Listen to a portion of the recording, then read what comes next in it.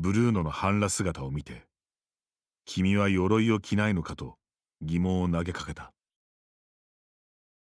冒険家らしく鎧が欲しいと思った時期もあったが、強靭な筋肉があれば不要という考えに至ったらしい。君は一応剣士としてブルーノに腕前を聞いてみた。ブルーノは、私の専門は格闘技だと言い、上腕二頭筋をピクピク動かした。剣はただ冒険家っぽいからという理由で持ち歩いているだけらしい。君は思った。彼の冒険家への情熱は本物だが、もしかしたらバカなのかもしれないと。ルイは友を呼ぶ。そんな言葉が脳裏をよぎったが、認めたら何かを失う気がして振り払った。男は魚が取れるまで家には帰らないと決め、日々漁に出ているそうだ。海岸の町にいる妻や息子は元気だろうかと家族に思いを馳せている。女は漁に出たまま何日も戻ってこない夫を心配し、ここで待っているそうだ。最近どこからともなく聞こえる魔物の咆哮がうるさくて、近海の魚が逃げてしまったそうだ。そのせいで魚が全く取れないと男は嘆いている。今しがた漁から帰ってきたばかりの気性の荒い海の男がいる。彼の収穫がメルブールの運命を握っているのだ。海の男は点でダメだとわずかに取れた魚を君に見せた。その中には元気魚だ。ブルーノが大声で叫ぶ。君はその元気魚を譲ってくれと持ちかけたが、ただでは譲れないと断られてしまった。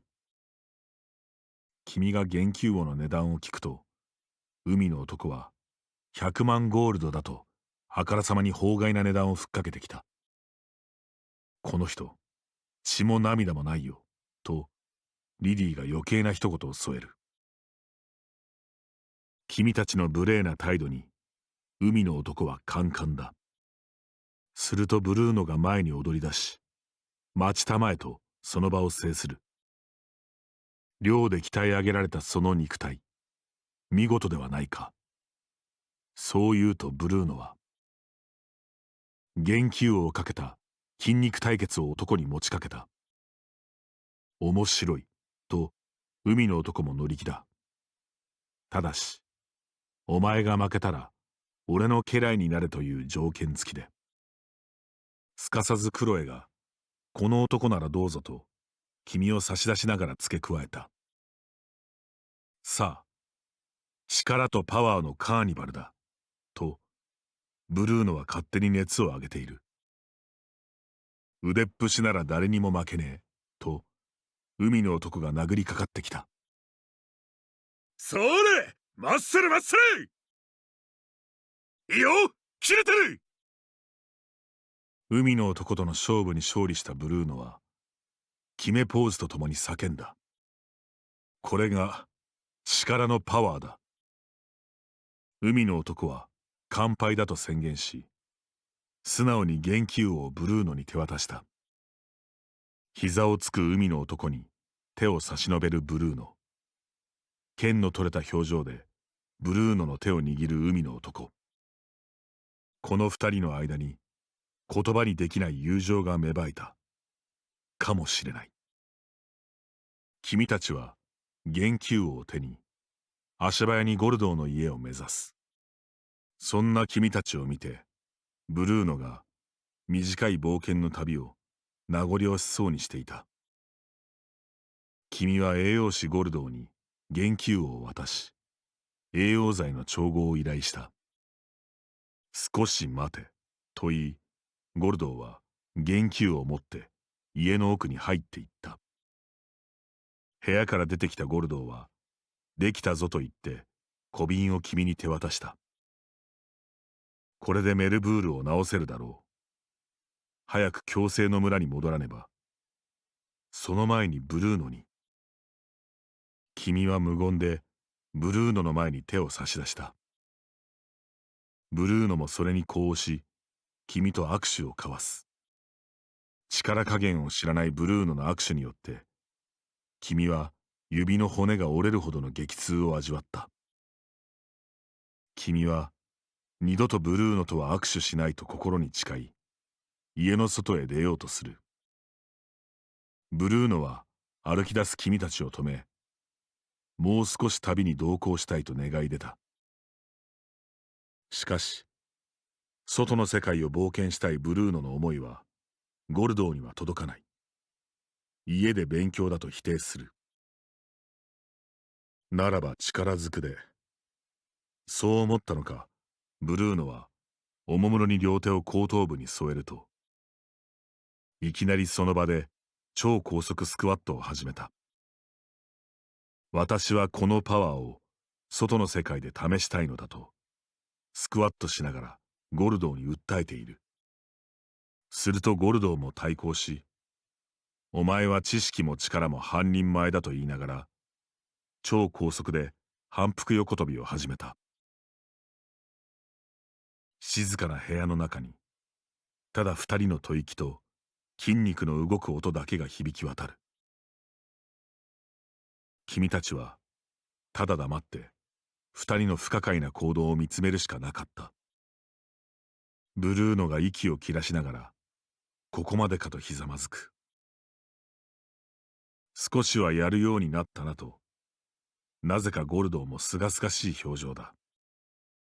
クロエは結局同行するのかしないのかと素朴な疑問を投げかける。語らずとも答えは我々の筋肉が知っている。ブルーノは不可解なことを言っている。意味がわからないと単刀直入にリディが言う。帰ったら栄養学の勉強をすることを条件に、ブルーノはもう少しだけ君たちとの同行を許されたらしい。他人には理解できない親子ならではの会話方法があるのだなと君は思った。またどこからか大きな方向が聞こえてくる。早くメルブールを直して方向の主を調べなければ。宿屋に行くと店主が休んでいくかいと声をかけてきた。床に伏せるメルブールは体力の低下で少しやつれたように見えた。君はメルブールの体を支え、ほら、口を開けてとメルブールに優しく声をかける。弱々しく開かれたメルブールの口に元気濃縮剤をゆっくりと流し込んだ。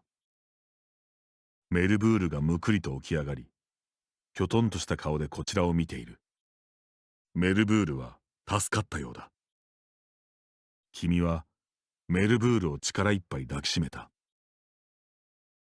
メルブールはやや苦しそうにキューと泣いた。君は嬉しさのあまり泣きじゃくりながらメルブールの頭をワシャワシャと撫で続けた。クロエとリディは二人の喜びようを微笑ましく見守っている。ブルーノも栄養士の仕事が人を笑顔にしたのだと感慨深い顔をしている。強靭に倒れたメルブールをめぐってさまざまなことがあったが、これで一件落着だ。君たちは海岸の町へブルーノを送り届け、ドラゴン探しの旅へと戻ることにした。君はブルーノを家まで送り届けた。まだまだ冒険をしたいブルーノはしぶしぶ家に入っていく。そして君は気になっていた巨大な砲口を放つ魔物についてゴルドーに尋ねる。魔物はこの町からほど近い場所にある塔の上に住み着いているらしい。さて、君たちの次の目的地が決まった。今回の一件で栄養士親子には世話になったが、これでお別れだ。ブルーノが仲間になりたそうにこちらを見ている。君は一緒にドラゴンを倒そうとブルーノを誘ってみた。ブルーノの戦闘力や栄養学の知識もドラゴン退治にきっと役立つはずだ。しかもブルーノなら冒険さえできれば賞金は分けなくても済むだろう君はにやりと笑う。